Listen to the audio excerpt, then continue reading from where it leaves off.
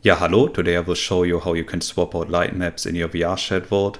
How this is gonna go down is I make a copy of the whole vault and then I bake it using different lighting options super far apart from each other on the same scene, and then I stack them on top of each other and then swap it out with a button press.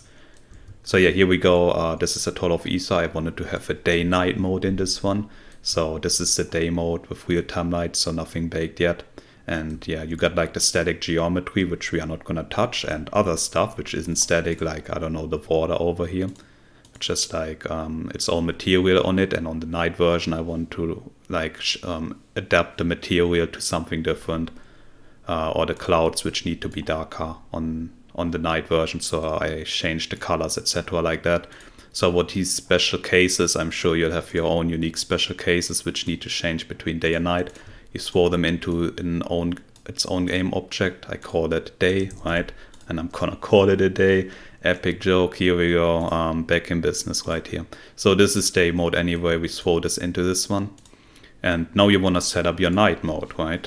You just like save the scene and then you switch into, make a copy of the scene. You just click on the scene file, do Control-D by the way. Also good for making backups by the way. And then you adjust like the water or like the clouds, make it darker, etc. Everything that doesn't have to do with baking your static meshes is gonna be done there. That's why I call it night. So we don't touch the static mesh, right? This is gonna be done later, cause like you may wanna do changes in your mesh at some point and then having to redo this whole process I'm showing you right now just for the static batch is a bit annoying. So just stay tuned for this one.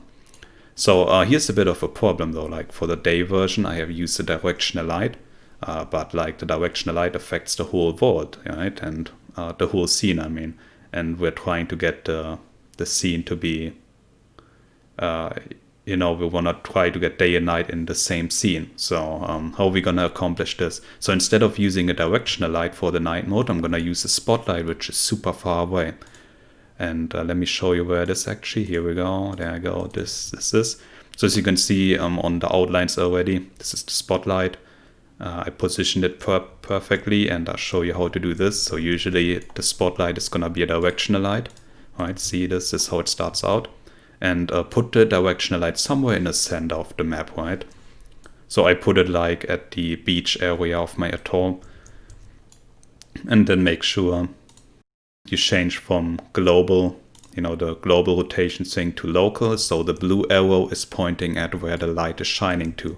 And then what you're gonna do is you take the blue arrow and then just drag it out super far, That's how this one goes down.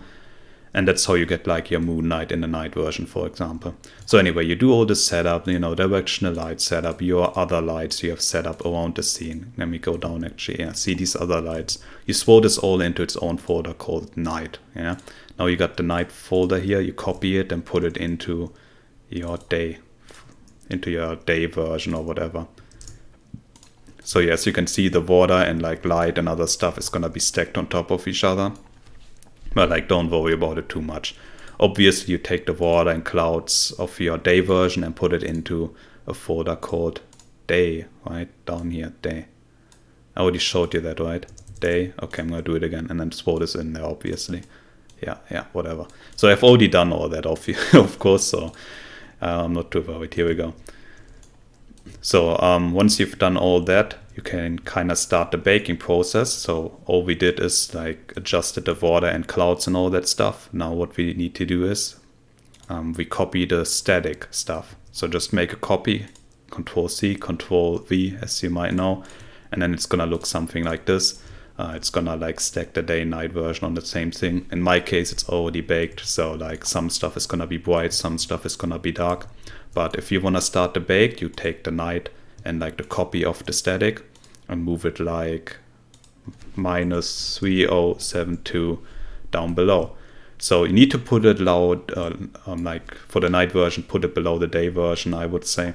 It needs to be low enough that the directional light I've set up here, which is now a spotlight, is below the day version. And as you can clearly see, there's a lot of space between this day and the night version. So yeah, I would say I've done it. And then in order for the directional light of the day version to not affect the night version, which is down below now, you just put in a plane between these two versions. And by default, it's gonna be like set to light probes on, reflection probes on, and all that stuff. You set it like to off. And then cast shadows is defaults to two-sided, and then you have like this huge plane, which you obviously just scaled up. And in order for this plane to not appear on the light map, you set cast shadows to shadows only, and now the directional light is just like gonna cast a huge shadow on anything which is below, which is the night version which we want. And that's how we're gonna bake the two versions. So anyway, you bake that stuff, right? You like adjust the parameters. I would advise you to use Bakery for this, because Bakery is gonna make your bake times by up to 90% faster than using the default Unity Lightmap bake thingy. So yeah, that's how I do it anyway. Go like render Lightmap, and then you like press bake, of course, and then it's gonna bake both versions. So you already set up like the night version earlier. That's why you should have done it in like a separate scene. So you won't, so you won't have any surprises making this huge bake of both versions. And have like some room to test this stuff. So yeah, this is how it's gonna look like after all. You still have like the skybox over there, which looks like the day. I'm gonna show you how you can swap out the skybox in a second. But yeah, the next step you need to do is you need to stack the night version on the day version again. Press 0 on position Y, move it up again, of course. There you go. Yeah. So I put all my stuff into Day&Night, into the Day&Night game object. Test the day version, original mesh, night, and the copy of the mesh, which we just baked the night version on. It's all like in this one thing now, which is good, nice. And then I have some other stuff like the button over here, which is gonna be independent and which doesn't change. It's gonna be like the same lighting all around, cause I felt like it kind of looked better that way if these buttons don't change. But yeah, that's pretty much it. What we now need to do is to set up an animation to kind of swap out day and night mode.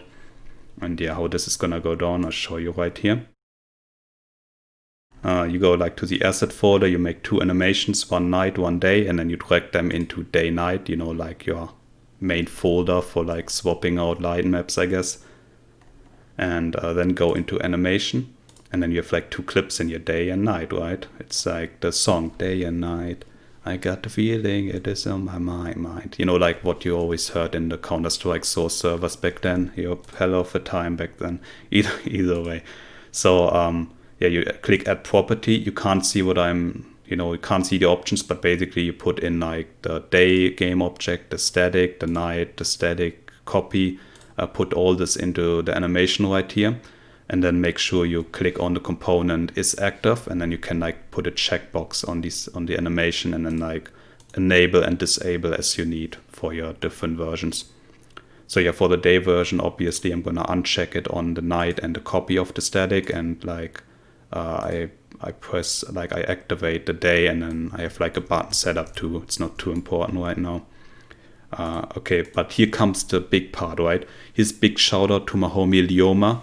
He made a shader where you can easily swap out light maps, and how it's gonna work is quite ingenious actually. It's a very simple shader. I'll show it to you right now. Go into lighting, then this boy, then this guy.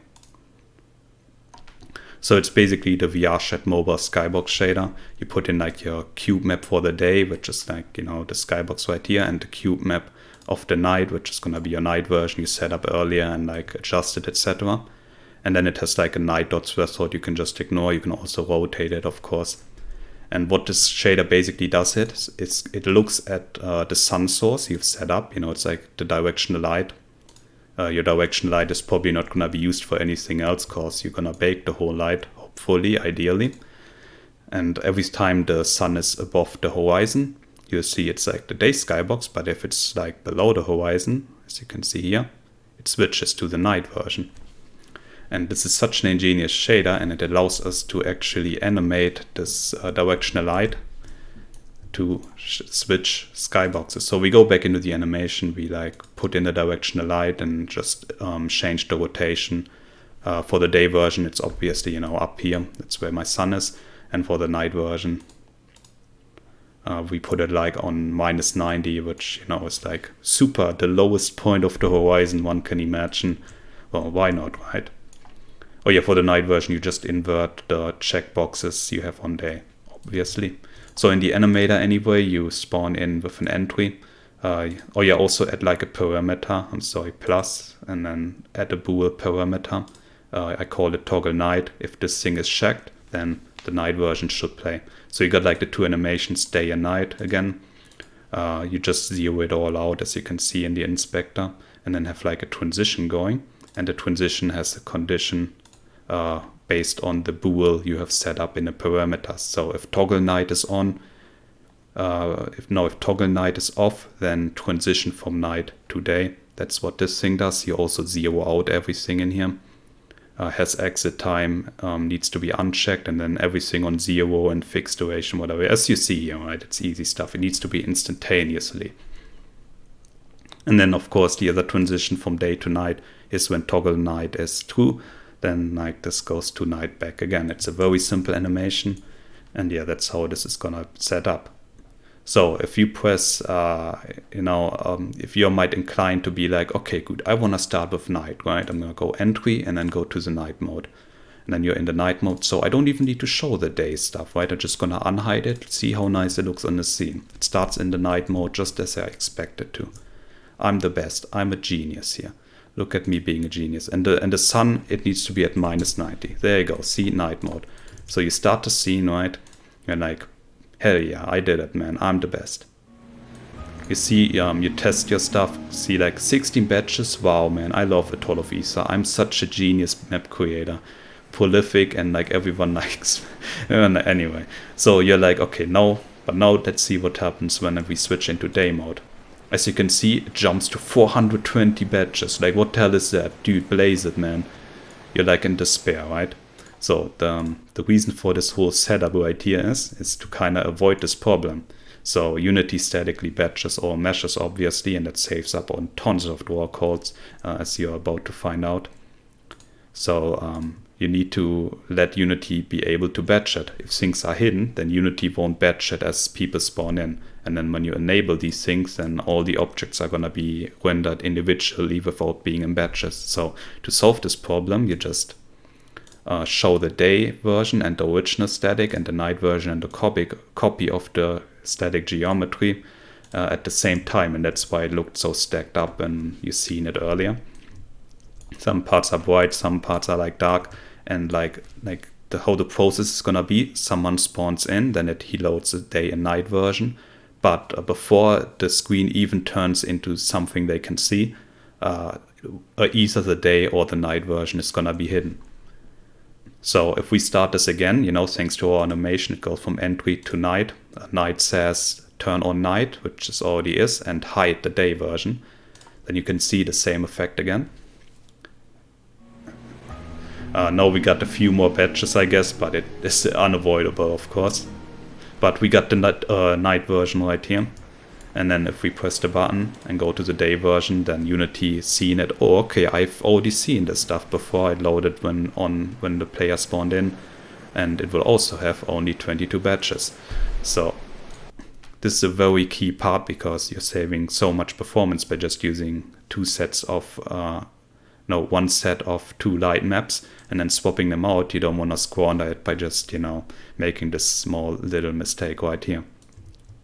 And yeah, that's how you swap out light maps in your VRChat world. It's a bit of a scuff setup, I had to do a lot of research. And again, Lyuma, my homie right here, Lyuma is the homie. He made this awesome shader, which, lets you swap out skyboxes that easily. You can, of course, also use inverted spheres for skybox. Just make sure the skybox material is set to none if you do that. Like a huge inverted sphere, and then put the skybox material on it. But yeah, I like this method much better. So Lyuma, my homie, VRC prefabs, download below, of course. You check this out. Yeah, this guy is a legend, you'll see. Oh yeah, that's how you do that. Oh yeah, I want to show you something else. Like in Atoll of Ether, you actually spawn in randomly into the day or night mode every time you come in. And that's such an easy setup too. I also need to show you the button, I guess. So let's do this. Go like into the button here. The button is set up like this on interact local, and then animation bool toggle. And yeah, the animator here, and then like you put in the variable toggle night, right? And then if you press the button, it goes like it goes off, and that's what triggers the animation. And then like swaps out the button, stuff like that. But I wanted to show you the randomize thingy.